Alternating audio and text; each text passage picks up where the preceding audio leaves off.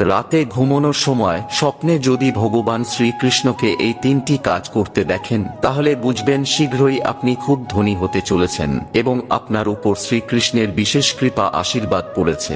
জানার আগে শ্রীকৃষ্ণের ভক্তরা একটি লাইক করে কমেন্টে জয় শ্রীকৃষ্ণ অবশ্যই লিখবেন।